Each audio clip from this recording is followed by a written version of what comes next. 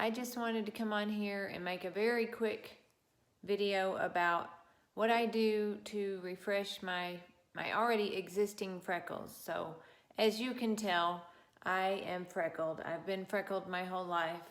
I hated it when I was a kid. Then I grew to tolerate them, and then I grew to kind of really like them. And then by the time I did that, and I started Retin-A and vitamin C and sunscreen since I was probably 20, they've all faded and kind of bleached out, and they're just kind of sad and old story of my life.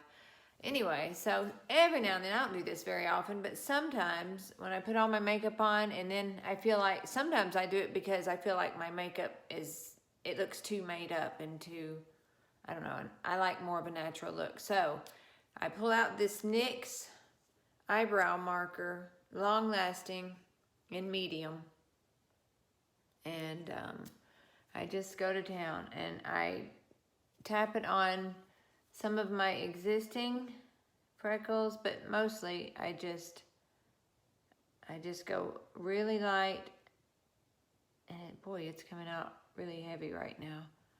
Already I have enough right there. And then I have a little spot, a little prominent freckle right here, and I call that one my beauty mark, and so I always, not always, but whenever I do this, I touch that one up. So you never know, when you see me out and about, I'll either have prominent freckles or old faded freckles. And what got me thinking about this little trick that I do, oh, I also have like a little open pore there. There's nothing you can do about that. So sometimes I'll put a freckle there and turn it into a freckle. Okay, and then when you get to the middle, I like to try to make sure I don't put anything in the very center. So that one looks like it might be center, but it's really more off center. And remember to go very small and then a little bit bigger. And then I'll put a few up here just so that it doesn't look like I just have a line.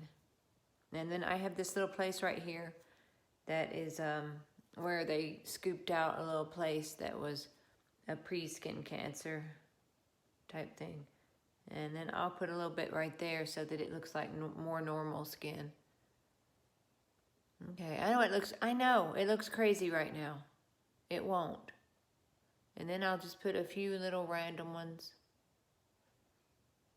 down just so that it doesn't look like I've just drawn on all my freckles, which I've just done. Now, anyway, you can do this whether you have freckles or not. I've seen girls want freckles that don't have them.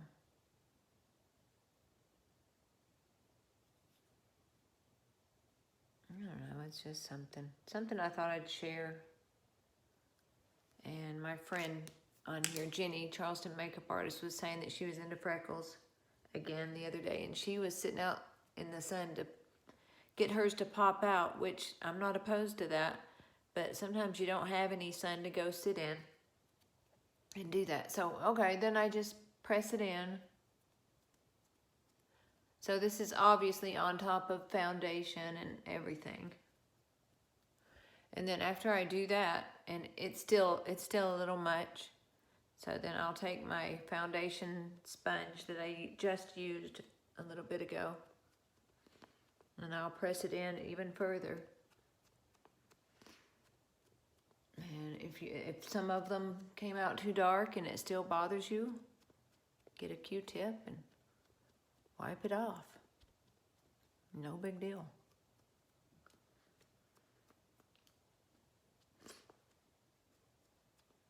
All right, is that pretty good? Yeah, I've taken a lot of it off. Okay, and then sometimes I'll take my Laura Mercier translucent powder in the compact,